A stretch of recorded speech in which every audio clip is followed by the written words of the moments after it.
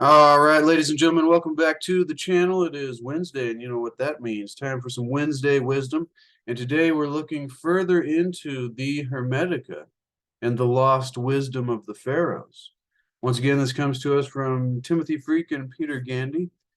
And this has been a subject that really is powerful and can help in the journey that we're on of discovering the mysteries of the reality we find ourselves in. And so today, ladies and gentlemen, we'll be looking a little further into the history of the Hermetica. And so if you remember, what we were talking about before was the Egyptians and the Greeks, who were in awe of the knowledge and spirituality identified in this being or individual or God, identified in this figure, Thoth, or in the Greeks, their own god, Hermes. And so to distinguish the Egyptian Hermes from their own Hermes, or distinguish Thoth from Hermes, they gave him the title Trismegistus, meaning thrice great, or three times the greatest, to honor his sublime wisdom. And so the books attributed to him became collectively known as the Hermetica, what we're looking at here today, ladies and gentlemen. And in the last episode of this series, last Wednesday.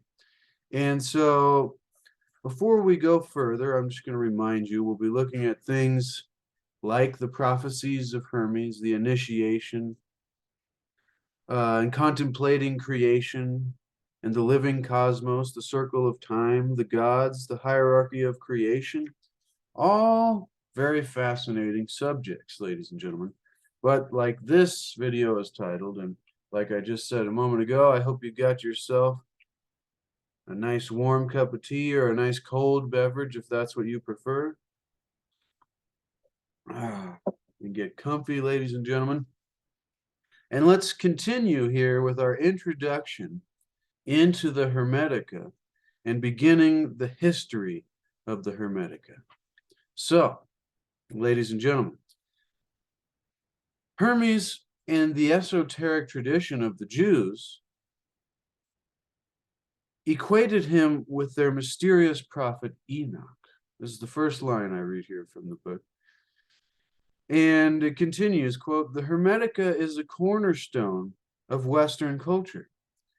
In substance and importance, it is equal to well-known Eastern scriptures like the Upanishads, the Dhammapada, and the Tao Te Ching, which we read yesterday, ladies and gentlemen, on our Tuesday Tao series.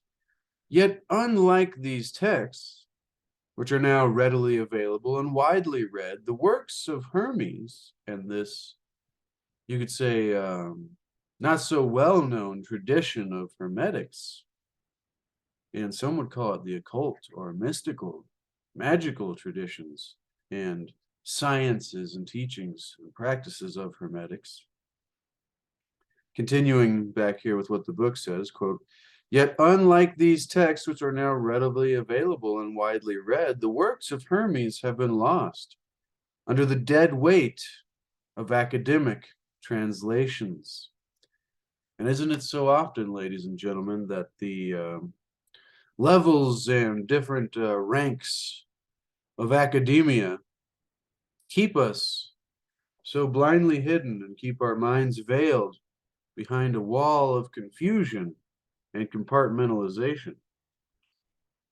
I don't know why I felt it necessary to say that, but maybe it resonated for one of you out there.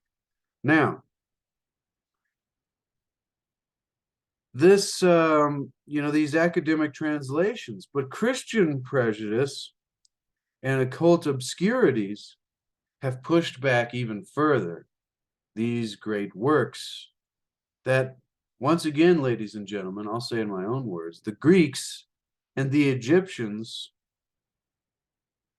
were in awe of this knowledge, mystical knowledge and spirituality that is presented in the ideas of Hermes and his teachings or Thoth. And so you could easily see why Christian prejudice and occult obscurities and academic, hierarchies have left this um, more hidden in the weeds or swept under the rug or, kept underneath the stairs. I don't know if I just made that one up, but it makes sense. It's like, this is not something that you're introduced to very commonly. I'm sure nobody ever introduced it to me until I was ready, maybe. But like we've learned, ladies and gentlemen, that when the student is ready, the teacher will appear, and the teacher isn't always a person or what we would expect to be the teacher. Sometimes it's a new line of understanding, a new line of knowledge. And I was myself looking deeply into, like we were talking about yesterday on our Tuesday Tao, is the art of manifesting and the science of lucky people. And it's like, there seems to be some kind of magical union with source or God or this ability or this power that we can do things in our lives and increase the quality of our lives. But that when I was into all of that weird mystical kind of thinking, that there's a mind over reality kind of ability that can be done, and the examples are in all the great spiritual masters. For me, it was Jesus that stood out so much, even though much of that is up for debate as well. But these figures, these archetypal characters that are great masters and great teachers, have always told us that it is possible. And so that was when I came across this and Initiation into Hermetics, which is another book, a lot deeper in its own right. Goes in a different direction, more into the practice rather than the spirituality and the philosophy of Hermes and Hermetic teachings. But the Hermetica, once again, is equal and well known to these Eastern scriptures, itself maybe being a Western scripture, but like the Upanishads and the Tao Te Ching and the Dhammapada. And so, as you can see, ladies and gentlemen, we're getting to an understanding here that this knowledge, for some reason, and we'll find out in the future the more we research into this knowledge, if you are ready and it is ready for you, then we will find out that for some reason and why this knowledge has been lost under quote unquote dead weight of academic hierarchies, Christian prejudices, and occult obscurities. I'm surprised these teachings even still exist after the many centuries of destroying great knowledge. Which is why we're here on Wednesday Wisdom, ladies and gentlemen, because there is a knowledge that has been lost and that we can discover. And discovering this great knowledge will give us a great ability in our own lives and going forward. Now, it says, until now, quote, until now, no simplified rendering of these writings has been available to the general reader. All previous versions of the English language are very dense, impenetrable, and loaded down with notes and subtext that make them difficult to digest. And see, those would have even more information and knowledge than this simplified Tarsher Cornerstone edition here from Timothy Freke and Peter Gandy. But to keep it simple for an introduction to those who have no reason to find interest in this subject, this is why this is being presented this way by myself and possibly by the authors themselves. And so it's more accessible to the uninitiated and those who have never heard of such a thing. There's a lot of us probably who hadn't heard of the Tao Te Ching till I started reading it on Tuesdays a year ago. But here we are now, ladies and gentlemen, discovering a new teaching Hermetics and the Hermetica. And this is also related to the emerald tablets of Thoth, or Thoth, the Egyptian Hermes. Here's the symbol of him there on the front of the book there, the ibis god with the little scroll thing. But let us continue, ladies and gentlemen. Until now, no simplified version has been available to us. So this will make it easier for us to digest, ladies and gentlemen, and find a new curiosity and a new awareness, a greater awareness of the reality that we find ourselves in through this great wisdom. Now, continuing with what the book says, quote, "This new version, however, makes this ancient wisdom more easily accessible. It presents carefully selected extracts of the Hermetic texts." So, unquote, I'll be saying this. We can keep in mind that this is not the full story, ladies and gentlemen. And if you think there's stuff missing, then you're right. Because this is just, as it says there, a new version which is making this ancient wisdom more easily accessible. And there's only selected extracts of these Hermetic texts. Continuing with what the book says here. Quote, "Linked together into a narrative and rendered into easily understood English. What emerges is an inspiring and illuminating taste, just a taste, ladies and gentlemen, of a forgotten classic." Now, this leads us to our first study in Hermetics, other than what is it, and an introduction into what it is. But this leads us into, ladies and gentlemen, the history of the Hermetica. Where has it gone? Why has it disappeared and been pushed down so much throughout the centuries? And why has it not been revered since it was revered by the Greeks and Egyptians so many years ago? Well, let's find out, ladies and gentlemen, the history of the Hermetica. Quote, "The early origins of the Hermetica are shrouded in mystery, but the evidence suggests that it is a direct descendant of an ancient philosophy of the Egyptians." So if you think of the Egyptians, ladies and gentlemen, they must have had some wisdom. Because when I think of the Egyptians, I think of megalithic building and, a knowledge and a science of magic and spirituality that has been lost for a long time, maybe even kept secret.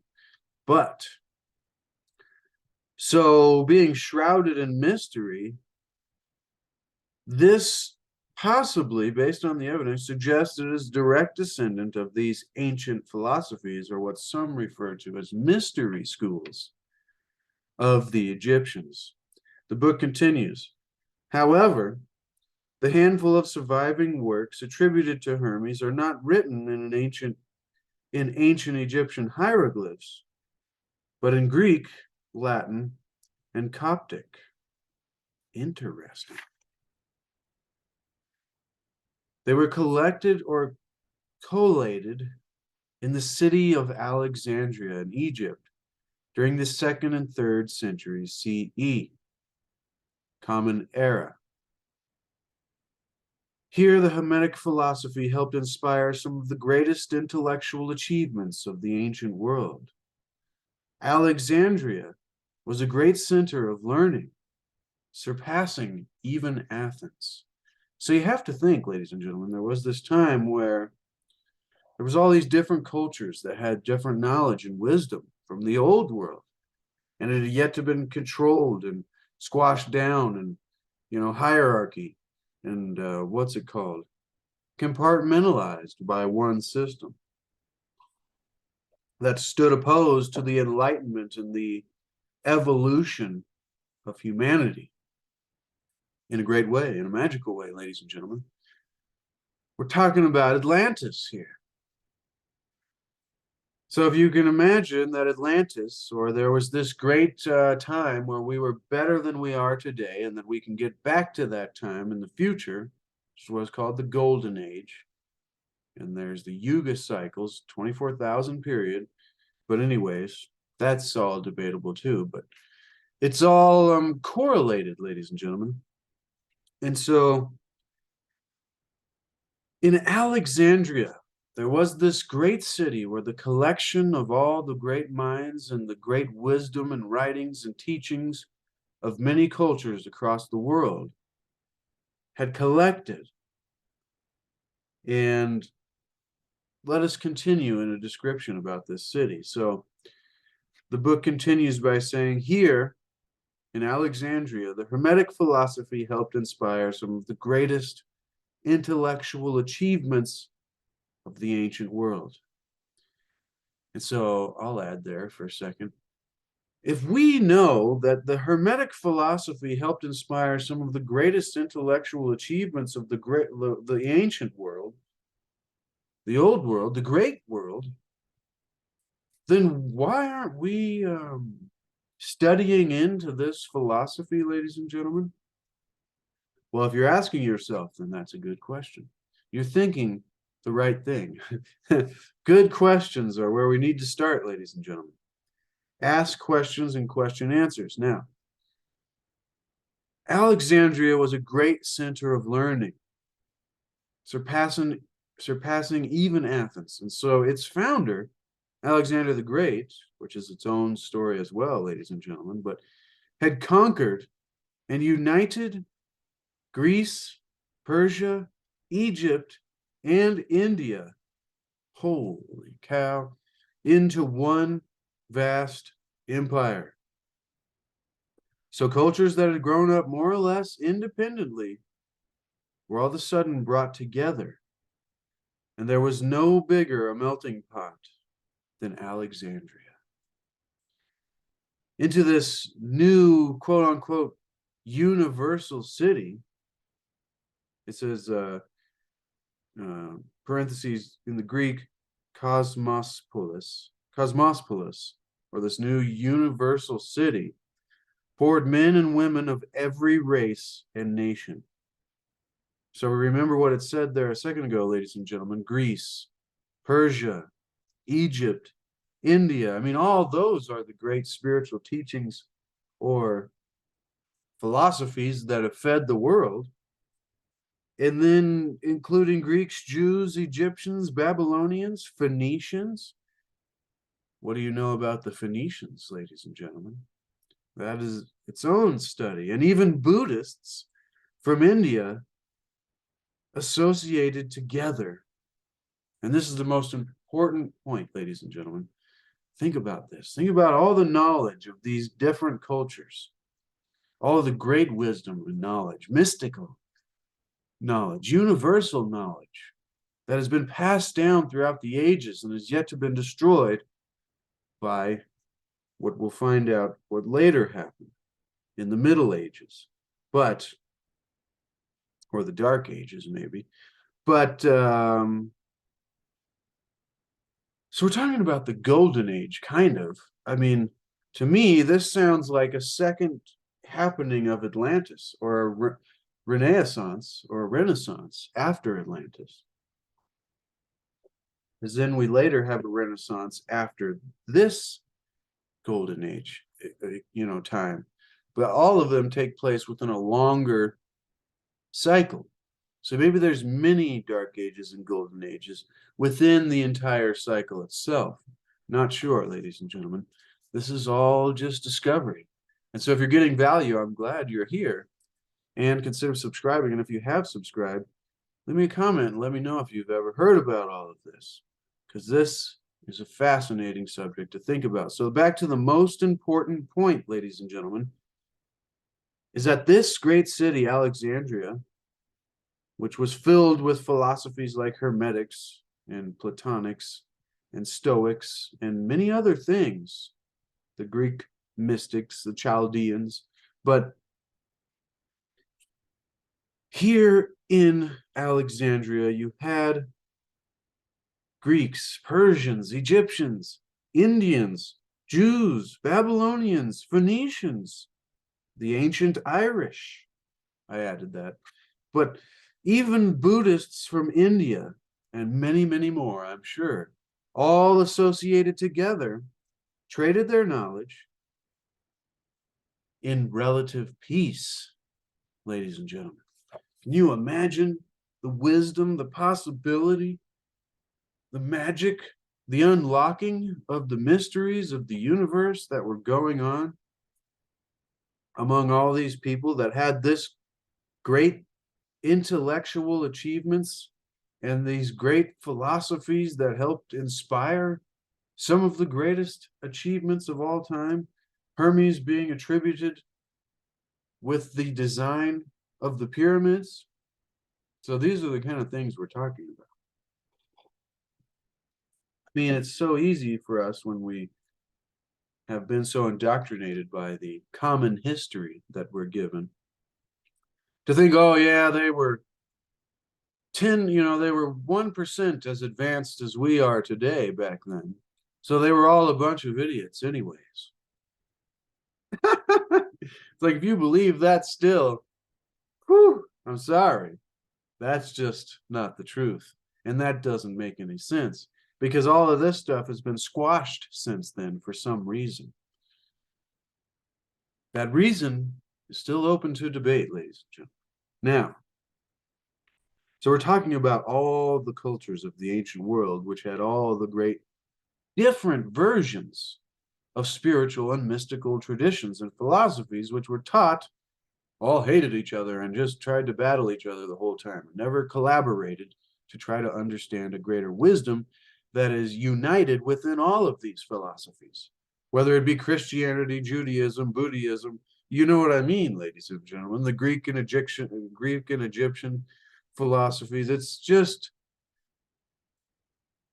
interesting, and there's more to be studied. So these guys came together in Alexandria and other cities across the world in relative peace, sharing their knowledge. So these Alexandrians, quote unquote, or people of all races and nations, were renowned for their thirst for knowledge. I would say that if you're here with me today, then we should also be renowned for our thirst for knowledge, ladies and gentlemen. So give yourself a pat on the back there.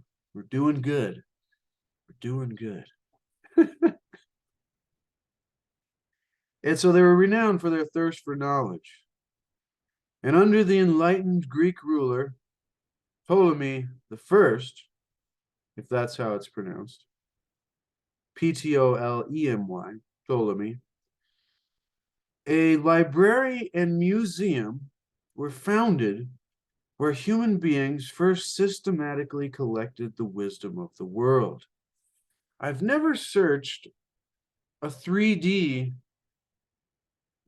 if there's some kind of 3D rendering of the Library of Alexandria, because I remember playing a video game years ago where you were in ancient Egypt in Alexandria, and you could go through the city and the libraries and the temples, and it was just a 3D rendering for a video game years ago, but it's sparking in my memory now as this is being described. The enlightened Greek ruler, Ptolemy the First, so they call him an enlightened leader. That's fascinating, ladies and gentlemen. What does it mean to be enlightened? What is the true understanding or definition of someone who is enlightened? I think there's many definitions and versions of that, but there's sometimes it shows up in a similar way. Somebody who has the knowledge, so to speak, or somebody who has an awareness of this occult, hidden, greater, mystical knowledge. And so, that makes me think something real quick, just for your benefit, ladies and gentlemen. One moment. All right, ladies and gentlemen, just for your benefit, it's important to understand the meaning of words when we get into these kind of studies. So I'm going to share the screen here, and we're going to learn the meaning of the word occult. And so, as you can see here, ladies and gentlemen, not revealed. Adjective, 1. Occult meaning not revealed or secret. And then here's what Wikipedia gives you. The occult in the broadest sense is a category of esoteric, which has its own meaning, supernatural, which has its own meaning, beliefs and practices, and here's the main point, ladies and gentlemen, which generally fall outside the scope of religion and Christianity. Down here it says, or relating to magic and astrology. So we're beginning to see, ladies and gentlemen, that there is a knowledge that is not revealed on purpose, that has been given a title, occult, which most of us think that means it's evil, it's dark, and it's bad. And so what does esoteric mean, ladies and gentlemen? Well, that's also fascinating, because what did you think esoteric meant? That's why I'm doing this. Sometimes there's these words here that we have never actually looked at the real meaning, like sin. We always think of sin as, you're evil and you're going to go to hell, but really it's an archery term in the truest translation that means a missing of the mark, or your aim was off. And so it's not so much a judgment like we've always taken it, or like the fundamental Christian beliefs or the compartmentalized or the hierarchies have taught us. So esoteric here, ladies and gentlemen, now that we know occult just means secret or doesn't fall under the religious guises, the esoteric is intended for or likely to be understood by only a small number of people with a specialized knowledge or interest. And that is exactly the kind of knowledge that we have been discovering not only in the Tao Te Ching, ladies and gentlemen, in these ideas of manifesting and the ability to create reality with your mind. That's why we need to learn more, and we need to begin to think further than just what we've already been told. We have to open our minds and discover the possibilities, ladies and gentlemen, of the great knowledge that there is, the great wisdom that there is. Wednesday wisdom, ladies and gentlemen. So, once again, back to what we were saying here, now knowing that occult just means hidden and esoteric just means intended for a small number who likely have a specialized knowledge or interest, which is us. If we're looking into this knowledge that has been squashed down under, like the book said here, quote, the works of Hermes have been lost under the dead weight of academic translations, or you could just say academia, and Christian prejudice and occult obscurities, or hidden obscurities. That's like the same word. Obscure obscurities, ladies and gentlemen. But so now we're learning that there is some kind of unique importance to this knowledge, because we can see that it contained a collection and came from a place at a time where there was men and women of every race and every nation, the Greeks, the Jews, the Egyptians, the Babylonians, the Phoenicians, and even the Buddhists from India, and many more probably associated in what was the Greek Cosmopolis, or the universal city of Alexandria, ladies and gentlemen. They associated and shared their knowledge in relative peace. This is amazing to me, and I hope it's amazing to you. So now, back to the enlightened leader, Ptolemy the First. A library and a museum were founded where human beings first systematically, supposedly, see, we don't know if that's 100%, the first time, supposedly, that we systematically collected the wisdom of the world. Powerful. We're here on Wednesday Wisdom, ladies and gentlemen, talking about the collection. The first time ever they collected the wisdom of the world from people of all races and nations in one place, in relative peace. You can imagine the enlightening wisdom there. At its height, the Library of Alexandria housed some 500,000 scrolls and probably more than that, ladies and gentlemen. I add that a little bit. Back to what the book's saying here. These included the words of Euclid, Archimedes, and the astronomer Ptolemy, who dominated the spheres of geometry, mathematics, geography, respectively until well into the Middle Ages. It contained the research of Aristarchus or Aristarchus of Samos, who had shown that the Earth is one of the planets orbiting the sun. And Eratosthenes, who had calculated the circumference of Earth within a few percent. But we know nowadays that all of that is still up for debate, and I would say that's a good thing, because in order to continue the progression of science and knowledge and wisdom, we must continue to debate even the most accepted concepts, to discover new things. Like I just learned recently that if you're a firm believer that the Bible is God's word, then it doesn't really talk about a globe model of the earth. And you might be confused in your scientific and spiritual beliefs. And there could be a dichotomy or a separation that goes in different directions. But that's a different thing, ladies and gentlemen. We're talking about the great minds that were in Egypt, and not even Egypt, Alexandria, the great universal city, which is where pretty much it seems here the story kind of the Hermetics begins, as far as this simple version and introduction into the history of Hermetics. Now, continuing here, and don't worry, we'll finish up here soon, ladies and gentlemen. This has been a good one.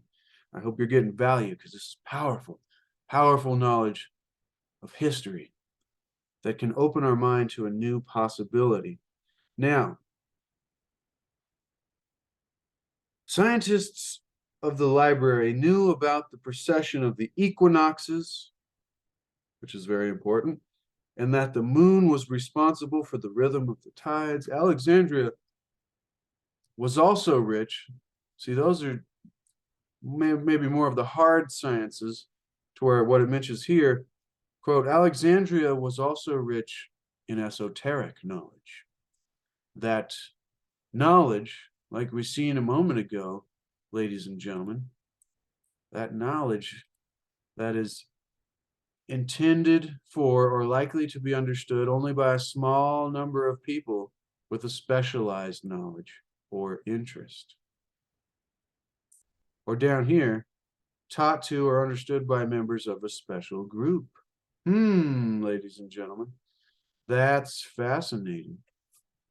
That's fascinating. So, Alexandria was rich in that exact kind of knowledge, ladies and gentlemen. Pythagorism, which is a deep occult esoteric study. Chaldean oracles, ladies and gentlemen.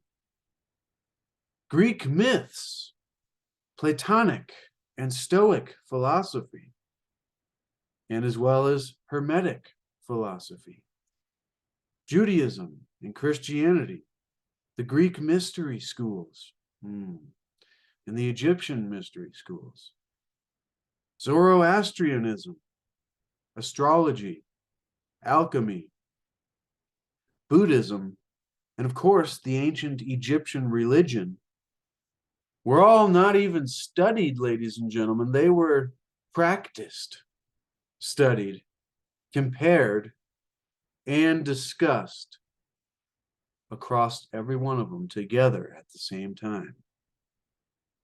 That is mind-boggling, ladies and gentlemen. If you know anything about any of those things, Pythagorism, Chaldeans, Greek myths and the Greek mystery schools, Platonic, Stoic philosophy, Judaism, Christianity, and not Judaism and Christianity in the sense of what we get today, but in the sense of esoteric knowledge, only to be taught for those who have a special understanding, or only to be understood by a small group.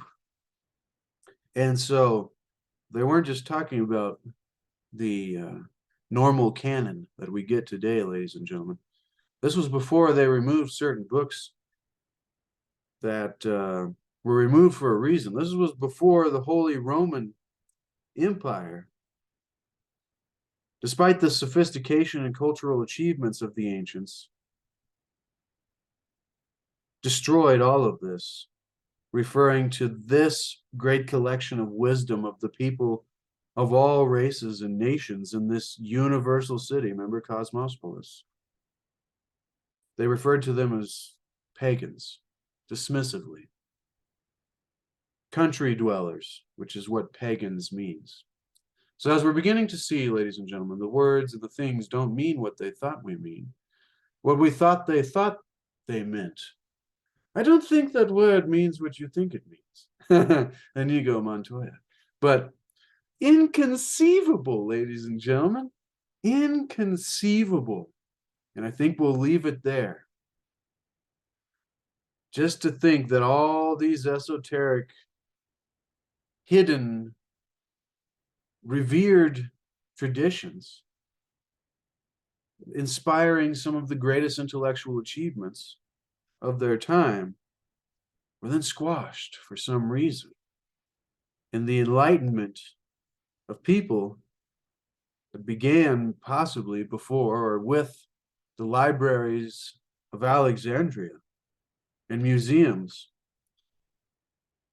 were later destroyed. This is fascinating, ladies and gentlemen. And this is a subject that we are just hitting the tip of the iceberg with, because we've yet to even get into the writings of Hermes himself, which are, if you remember from the first video, it gives us a piece of the last words of the thrice great Hermes. And I'll read just a couple words from that here. Wise words, although written by my decaying hand, remain imperishable through time, imbued with the medicine of immortality by the All-Master, be unseen and undiscovered by those who will come and go. Be hidden until an older heaven births human beings who are worthy of your wisdom. Well, doesn't it sound like what we were just talking about, ladies and gentlemen, that there is a time where all the great minds of the world who are interested in the wisdom will come together, and we might just be worthy of that great lost wisdom, ladies and gentlemen, that has been hidden for the students when the students are ready for the teacher to appear. And that's a boom to knowledge, ladies and gentlemen. That's a boom to another introduction to the Hermetica and a little of the history of Hermetics in the city of Alexandria. I didn't really know we'd be going there, but this is a fantastic book, and I really hope you get value, some teaching, some commentary, some entertainment, some extrapolation, so that we can expand our minds, ladies and gentlemen, and so that we may continue to seek to achieve and maintain happiness through enlightenment, through a greater awareness and a greater understanding of the wisdom of the ages. And remember, ladies and gentlemen, to seek to discover that hidden wisdom that we just found today. Occult meaning just hidden, and esoteric meaning intended for those who have a special interest or a special knowledge. And so, knowing now that we do have a special interest, ladies and gentlemen, for that hidden knowledge and that hidden wisdom, then we will continue to seek out and discover new wisdom and new civilization. No, sorry, ladies and gentlemen. But also remember to make happiness the way, because happiness is the way. There is no way to happiness. And when we can do that, make happiness what we bring to life, then the journey will be wonderful. And what we've so long been telling ourselves, oh, I'll be happy when I get there, will be irrelevant, because we'll already be happy the whole time we're trying to get there, at least as much as we can in our practice, ladies and gentlemen. Thank you so much for being here. Remember to expand the description below the video and check out the links to my landscape paintings, as well as I might have this book linked there. I'll have to check if I did that last week. I'll put a link to the Hermetica so you can get it for yourself to put it on your shelf for reference for later if you're not quite ready for it yet. And remember, ladies and gentlemen, be the change that you want to see in the world. Be the mirror for other people. Be the example. And that's the real way we make a change. All right, love you, ladies and gentlemen. I'll see you next week and with some short videos in between now and then.